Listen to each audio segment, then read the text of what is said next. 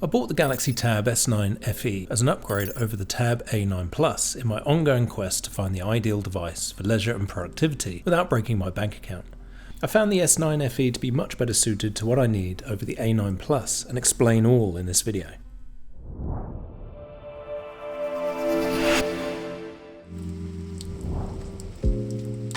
In a recent video, I reviewed the Galaxy Tab A9 Plus tablet and discovered that while it's a capable device for performing one activity at a time, I found that I wanted better performance.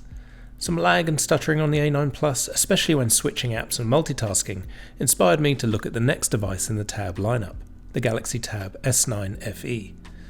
The FE, or Fan Edition range, is the entry-level bracket for the performance category of Samsung mobile devices.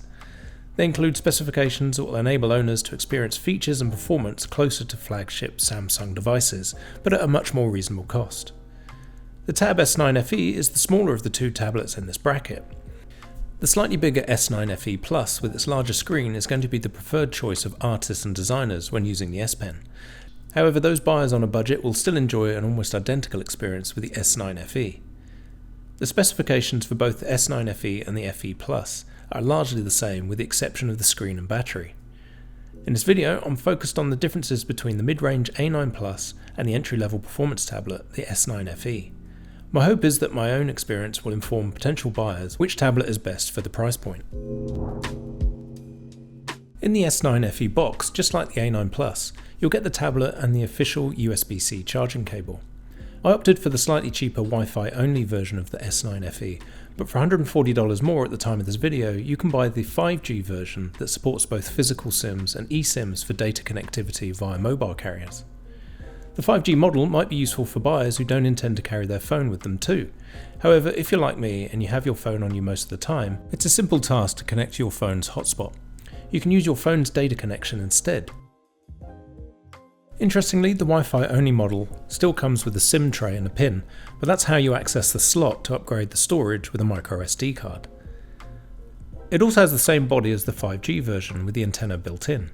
My assumption is that Samsung found it more efficient and cost-effective to simply keep the same design and remove the surplus hardware inside the body, rather than make two separate bodies for both models.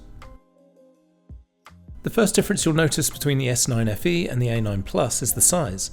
Interestingly, the S9 FE is slightly smaller despite the higher price. It's not such a big difference that it's noticeable or affects the usage, but it's an interesting note.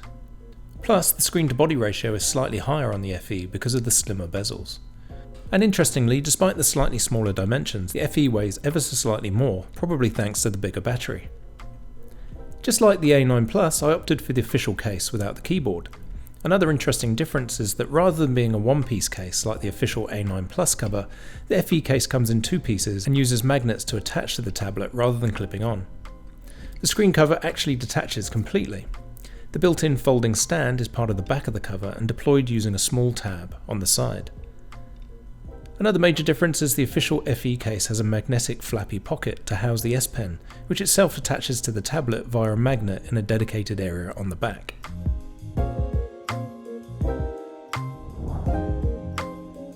When it comes to the features of the S9 FE, the biggest upgrades over the A9 Plus that have a marked improvement on performance are the CPU and GPU, the increased RAM, and the fact that the FE supports Wi-Fi 6. The combination of all three provides a significant performance boost over the A9 Plus, which I'll discuss in a later chapter of this video.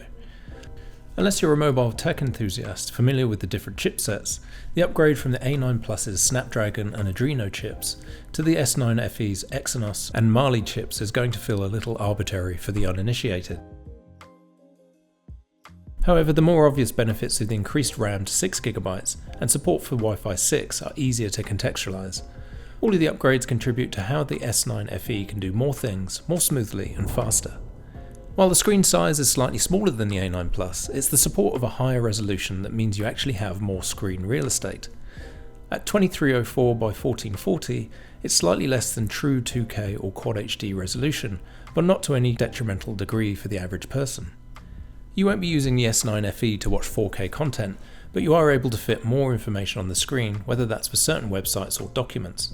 Plus, the extra resolution will be important to artists and designers. Both the S9 FE and the A9 Plus support a 90Hz refresh rate.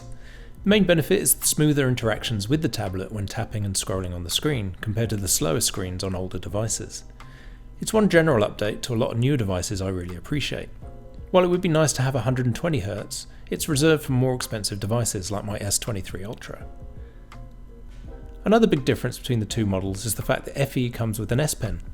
I have to admit this isn't an important feature for me personally, however my daughter, by comparison, loves to draw and uses her own tablet for digital art all the time.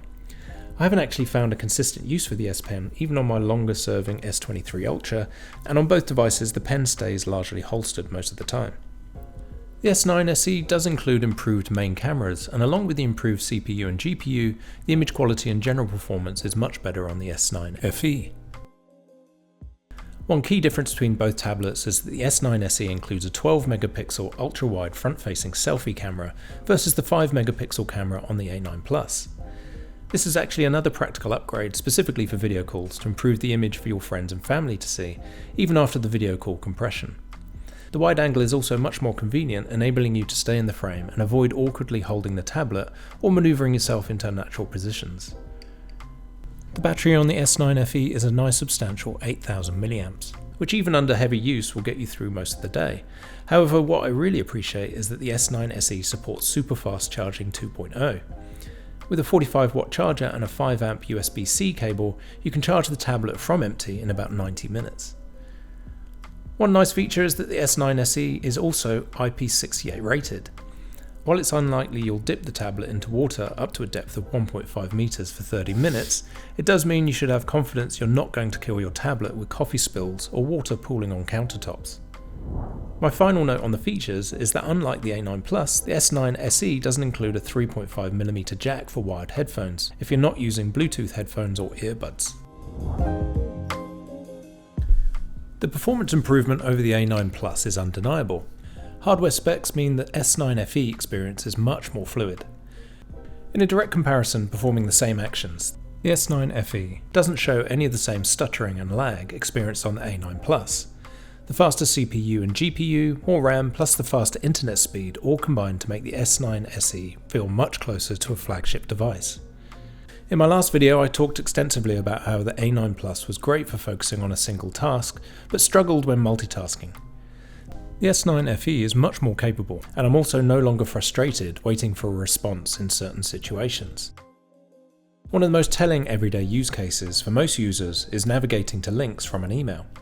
The time taken between tapping on a link and then the link opening a browser is much faster on the S9 FE. Another everyday example of performance improvement over the A9 Plus to the S9 FE is the audio. I found the 1.2 watt quad speakers on the A9 Plus to be a bit lackluster.